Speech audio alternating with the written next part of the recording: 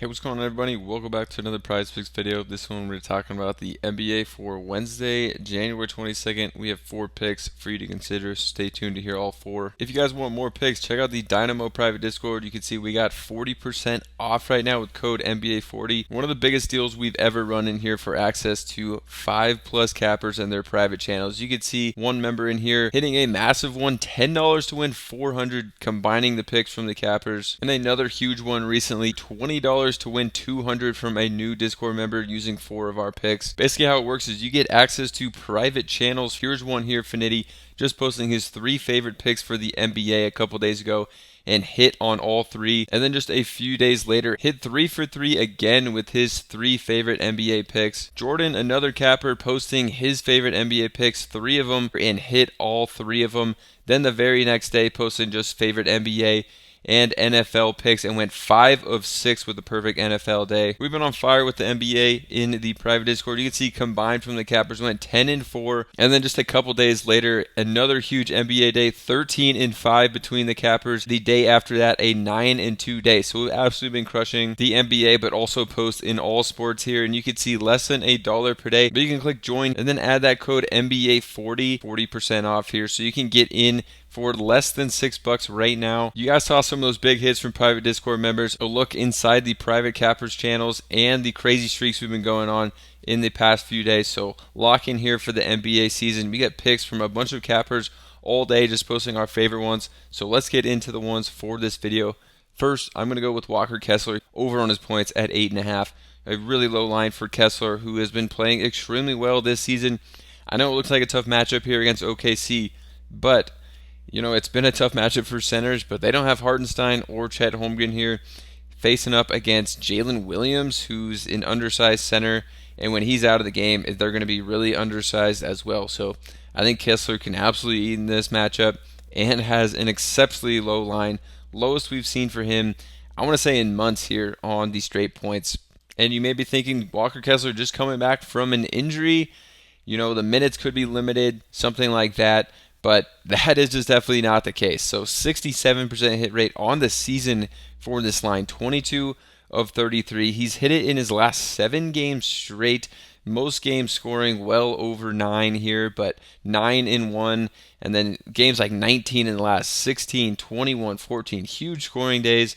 And you can see here, he got injured around the 11th, came back the 15th, and then didn't come back until the 20th. Played 34 minutes in that game, which was the most in a long time. Great to see that the minutes were still up there, and the minutes have been way up there, 27 or more in like the last 12, 15 games that he's played after starting the season with a lot of games under 27. But if this one is even remotely close, he should be playing in the 30s of minutes as well. Something you could do on Outlier is you can look at games this year where he's played 26 or more minutes. That's a 78% hit rate, and then if you give him something like 29, it jumps up to an 82% hit rate, and he's done that in 22 games. So huge hit rate when he's playing the big minutes, 32 or more minutes and 88% hit rate. So I'm really liking this line, and I think it's just low because the matchup here. Also, we have John Collins, who's coming back now, but I still think these minutes are safe and going to eat in this matchup without a real rim protector here for the Thunder. For the next one, we're going to Jaden McDaniels here. We don't only take overs, we take some unders here.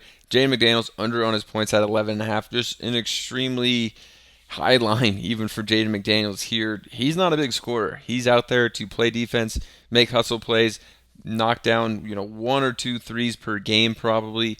Not really going to be looking for his shot as all. Could get some scrappy buckets here and there, but 11.5 points is actually a really high line for him, and a tough matchup against Dallas, who's one of the better defensive teams in the NBA, and Luka not playing in this, which just actually makes their defense even a little better without a guy like Luka out there who isn't the best defender. So if we do look at Jaden McDaniels, he's under an 11.5 points in 72% of his games this year. And it's not like recently he's been hitting this one a lot. The last 10 games, still 7 of them he's gone under. He has been playing big minutes, but he's been playing big minutes all year, so it's not one I like to go to. We can also look at last year. He went under this in 64% of games as well, so Definitely not a line that I'm liking. His shot attempts, it's going to be between like 7 and 12 shots on most nights. So he's going to have to hit like over half of his shots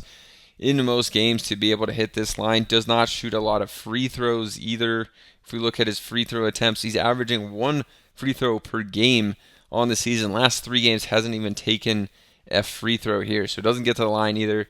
So I'm going to be going on the under for that one. Next, we're going to another under. We're going to Dyson Daniels under on the points plus assists against Detroit. I know it seems like a good matchup, but Detroit actually has been fairly solid this season on both ends of the ball.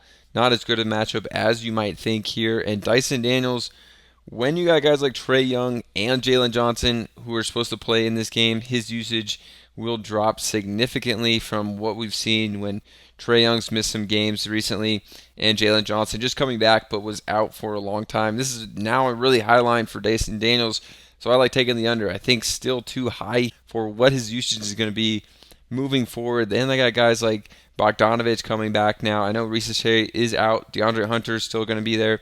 So a lot of guys to get shots up and to take this usage away from Dyson Daniels now, who was playing and having higher usage with a lot of these guys out. An under that I'm definitely going to like on this one, and it's not even going to be that high of a hit rate on the season. So on the under 17.5 points plus assists, 61% of games this year he's gone under this. And then you can also look on Outlier, you can look at games with Trae Young, 66% of the time it's gone under. And if you add in games also with Jalen Johnson, it's 68% of the games he's gone under. And if you add in Bogdanovich here, it's 80% of the games this year has gone under, 12 of 15. It says Trae Young, Jalen Johnson are both game time decisions.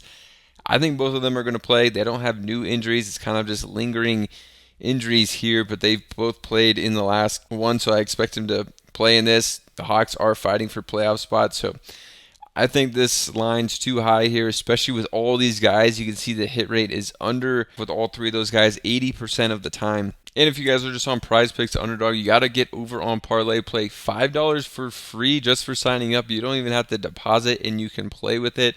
But then after, you're going to want to deposit because you get a 100% deposit match. Who does that now? Not many of these daily fantasy sportsbooks are giving you 100% deposit bonuses here, so you can get $200 for free after that first $5 free. And they have a ton of promos and daily boosts, so the payouts are higher than what you're going to get on Prizepicks, so definitely check them out. I've been playing on Parlay Play a ton. It's been great over there with the higher payouts and the constant boost that you're going to get, so check them out. Now let's get to the next one. It's going to be Zion Williams under on the points here at 22.5. So the thing with Zion is just he hasn't been playing big minutes, and now the Pelicans have had some big scorers as of late. CJ McCollum has been having monster games. DeJounte Murray has been scoring a ton. Trey Murphy has been scoring a ton. All these guys have their lines in the 20s, and the one that really doesn't make sense for me is going to be Zion here because he needs 23 points, and he's most likely going to play under 30 minutes. He just missed the last game basically due to rest. It wasn't like a new injury really or anything. They seem very cautious about his minute, and that definitely has me worried. If we look on the season, 6 of the 10 games this year he's gone under, and you can also see for him since coming back in January, the minutes definitely have been down. So we saw him play, 36 minutes, 29 minutes, and then since he's come back, hasn't played 29 minutes. So he was up at 27, then 28, and then just 23, and then 22 in his last one, then missed the next game. So, you maybe could expect him to play probably under 27, 28 minutes in this one. And Milwaukee, actually a pretty good defense, especially against wings. They allow the 9th least points in the league. So I think an underrated defense, really where you attack Milwaukee, is with the guards. CJ McCollum, DeJounte Murray, I think could have some nice games here. And Zion could struggle against, probably going to see a lot of Giannis as a matchup here. Giannis and Bobby Portis. I don't know if that's the best matchup for him either. So with just the limited minutes he's going to play in this versus a tough defense and all the other guys on the Pelicans who have been scoring and shooting a ton, I just don't think he's going to get here to 23. Not to say he can't have a good game in the high teens playing, around 25 minutes. Another thing is we can look last year, and only 41% of the games last year he went under this, but when he played less than 30 minutes in 26 games, 21 of those he went under. So we don't really expect him to play over 30 for the first time since coming back from injury, especially after missing that last game. So one that I think definitely could be going under. And if you guys want more picks from me plus a bunch of other cappers, check out the Dynamo private Discord. You can see these huge wins from private Discord members using our picks here, combining a bunch of them.